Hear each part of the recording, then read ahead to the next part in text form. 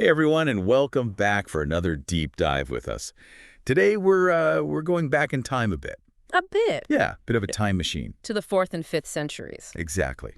To explore the writings of Saint Augustine. Oh, a major figure from that era. Definitely. Yeah. You might be thinking, what could a theologian from so long ago have to tell us about today's crazy political climate? Right. But stick with us. It's going to be fascinating. It really is. Yeah, our main source for this deep dive is an article from Rappler. Okay. And it makes a strong case for Augustine's relevance today. I'm intrigued. You see, Augustine lived during a time of intense division. In the Roman Empire. Oh, right, the Roman Empire. Think about it. Internal conflicts, Yeah. barbarian invasions, heated religious debates. Huh. That does sound a bit like our 24-hour news cycle. Doesn't it? It does. Yeah. So Augustine wasn't just some philosopher in an ivory tower. No, not at all. He was in the thick of it. Exactly. He was actually known as a bit of a culture warrior himself. Oh, really? The article mentions how he defended Christianity from its critics, Uh-huh. and he got into some pretty fiery theological argument. I can imagine. There was even this radical Christian group, the Circumcellions. Circumcellion? They resorted to violence. They even tried to assassinate him. Whoa, wait, assassination attempts? Yeah, That definitely raises the stakes a bit. it does. So how did Augustine, living through all of this, become an advocate for unity? Well, that's the paradox, isn't it? It is. Despite experiencing all this turmoil firsthand, Augustine really believed in the possibility of political and religious unity. Unity. Yeah. Mm. In his book, City of God, he describes this vision of a commonwealth where people are united not necessarily by shared beliefs, Okay. but by what he calls common objects of love. Common objects of love. I like that. It sounds a lot more achievable than getting everyone to agree on everything. It does, doesn't it? It does. Yeah. So what were some of these common objects for Augustine? Well, a fundamental one for him was the pursuit of peace. Peace. But not just any peace. Oh. He called it civic peace. Civic peace. And it was about more than just the absence of violence. Okay. Augustine defined it as this carefully ordered concord in this life, Hmm. built on a common agreement about the things to be loved. Interesting. It meant ensuring everyone had access to basic necessities like healthcare, Okay. economic security, Yeah. a healthy environment. Got it. So those are definitely all things we're still debating today. They are, aren't they? Yeah. For sure.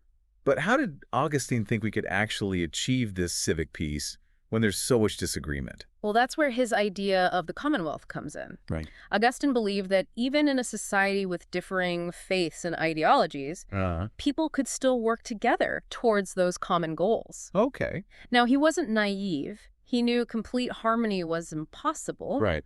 but he felt that focusing on those shared objects of love could at least help bridge the divides. That's interesting. Yeah. It actually connects with some modern research. Oh. Yeah. The article mentions a recent poll by the Associated Press NORC Center for Public Affairs Research, Okay. which found that despite all the political polarization, most Americans still agree on basic values like freedom of speech and assembly.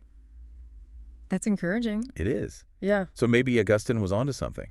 Maybe he was. Yeah. And, in the next part of our deep dive, Right. we're going to explore how Augustine believed we could actually build on those shared values Okay. and interests, even when there are disagreements. Sounds good.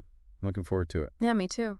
It's fascinating how Augustine recognized that finding common ground isn't always about agreeing on what we like. Whoa. He also thought that a shared opposition to something Okay. could actually be just as unifying. So even our dislikes can bring us together. Yeah. That makes sense, I guess. Especially in today's world where it feels like everyone's always arguing. Right. Yeah. The Rappler article connects this to something the philosopher Kwame Anthony Appiah said. He pointed out that a lot of social movements don't start with everyone agreeing on some perfect world. Right. They often come from a shared no to injustice or oppression. Oh, I see. It's that collective resistance that brings people together initially. So it's like finding a common enemy. In a way, yeah. It reminds me of how people from different backgrounds and political beliefs came together to fight for civil rights Oh, right. or against dictators. Exactly. And there are more recent examples, too. Like what? The article talks about this bipartisan task force in the U.S. Okay. that was formed to protect democracy and make sure elections are fair. Uh-huh. And a New York Times Siena College poll showed that a big majority of voters, How many? like 76%, Wow. are actually united in their concern about these issues. So even in our super polarized times, it seems like there are still some basic things that matter to most people. Absolutely. And this leads us to another key insight from Augustine. Okay, what's that? He knew that it's not enough to just have the right ideas. You have to be able to communicate them well, too. So it's not just about being right.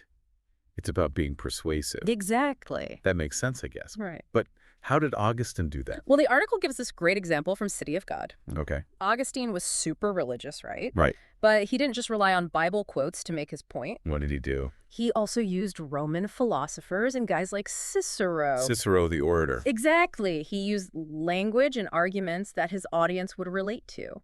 So he met them where they were. Exactly. And there's actually modern research that backs this up. Really? Studies show that when you're talking to people with different views, it's way more effective to connect with their values. Okay. Rather than just trying to get them to agree with you. That makes a lot of sense. Yeah. So if I'm talking with someone who sees things differently, Yeah.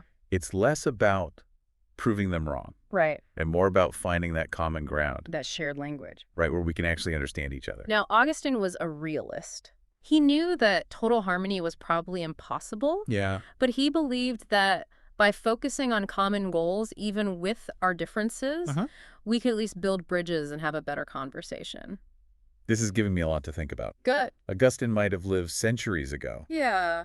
but his ideas seem so relevant today. I agree.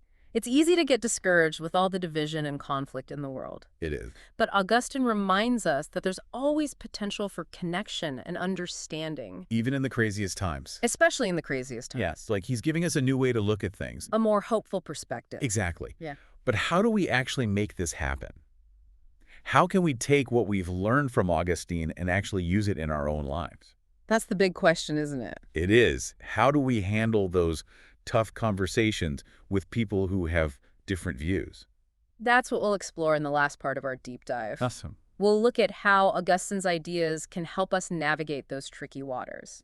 And maybe, just maybe, find a path toward a more peaceful and united future.